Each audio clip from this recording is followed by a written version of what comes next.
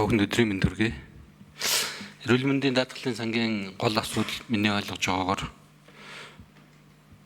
сангийн мөнгийг яаж хүргэх вэ? Сангаа яаж мөнгөтэй байлгах вэ? Ирээдүйд бидний хүсэл мөрөөдөл бол сан маань бүр нөөцтэй хоригдлолтой баймаар байгаа юм л да. Энэ ард нь бол мэдээж та бүхэн мэдж байгаа хүний эрүүл мэнд амь насны тухай асуудал байгаа.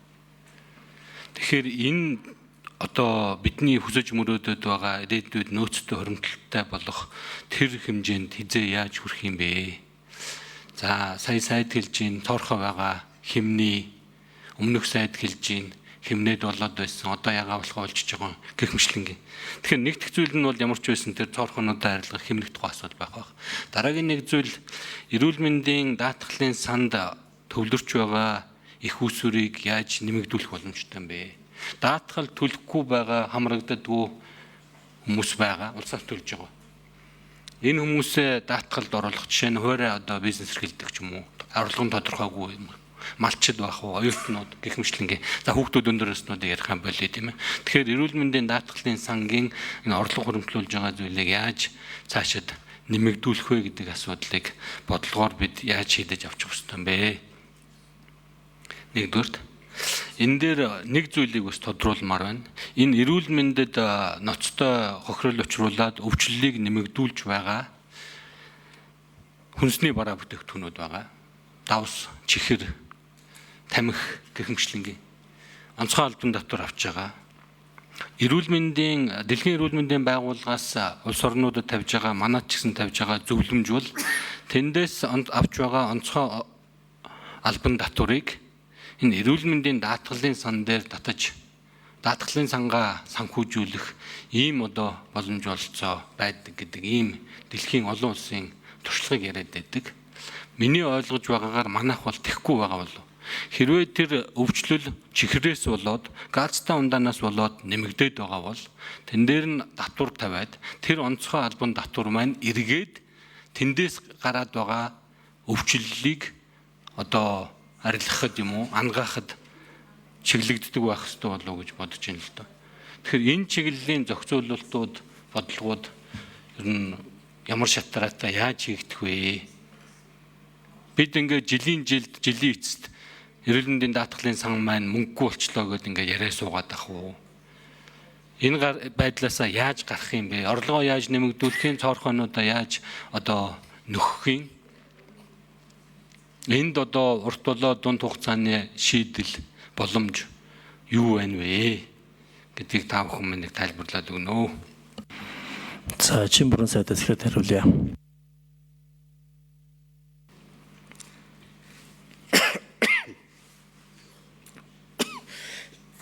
За уучлаарай.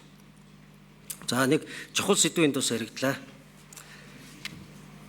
Шимтгэлээ өөрөө хариуцсан төлөх иргэдийн хамралтыг нэмэгдүүлэх нь өөрөө бас энэ даатгалын сангийн нэг томоохон хэсэг байгаа.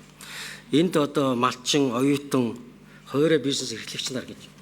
За орлогын их үүсвэргүй орлого багтаа иргэдэг бол төрөөс нөгөө шимтгэлийн даах байдлаар нөгөө хүүхэд, өндөр настан групп, за тэгээ жирэмсэн эмэгтэй одоо яал эдэлж байгаа хүн цэргийн алба гэдэг. Энд бол одоо төрөөс шимтгэлийн даачиж байгаа. Яг өөрөө шимтгэлээ төлдөг иргэдийн хамрагдалт ердөө нэг малчны хувьд 38%-тай, оюутнууд 70%-тай, хуваарай бизнес эрхлэгчид 44%-тай. Тэгээд эдгээр иргэд шимтгэлээ төлөхдөө яадаг вэ гэхээр өвчин зовлон ойртоод ирэх юм уу эсвэл эмнэлэгт үзүүлэх шаардлага гаргахлаар гинтгэн төлөөд эхэлдэг. Тэгээд тусламжаа авахлаарэ орлого нэг 23 орчим тэрбум төгрөг бүрдүүлдэг, зардал нь 119 тэрбум. Тэгэхээр энэ нөхцөл байдлыг арилгах нь өөрөө их чухал бас асуудал байгаа.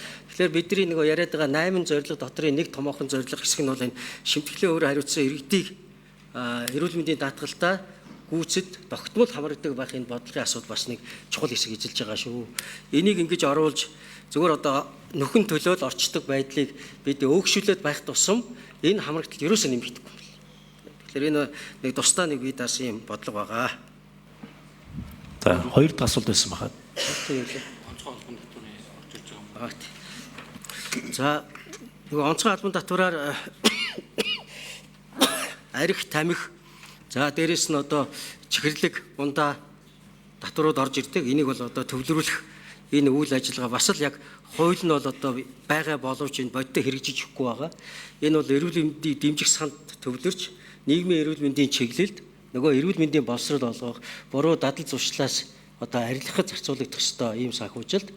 Зүгээр бид энэ төлөвлөгөөний дотроо бол бас нэг орж байгаа зүйл бол нэгэнт одоо бид энэ эрүүл мэндийн татварыг иргэдэд ачаал болгож нэмэхгүй тулд баялагын санг нэг эрүүл мэндэд зарцуулж болох юм гаргалгаа байгаа. Тэр энийг бас ийм хуулийн гаргалгааг бас бодож нэгсэндөө эрүүл мэндийн даатгалын татварын хувийг нэмэгдүүлэхэд баялагын сангаас эргэн бүрт тэрийг ашиглах, хуваарлах энэ боломжийг олгох тухай бас одоо энэ асуудлыг бас тэр 8 зорилтын дотор бас одоо орцсон ярьж явж байгаа. Энэ бол нэг 3 жилийн дотор хэрэгжээд тэгээд хуульга болох нь хууль болоод, тогтоол болох нь тогтоол болоод, хэрэгжүүлэх институцийг бэхжүүлэх зүйл нь болоод ингээд явах юм аа. За Бомочор гишүүн тодруулж асууна. Баярлалаа. Онцгой албан татвараас яг эрүүл мэндийн санд татаж зарцуулж төвлөрүүлж болох хичнээн төгрөг цугларддаг юм лөө улсын төсвүүдээр.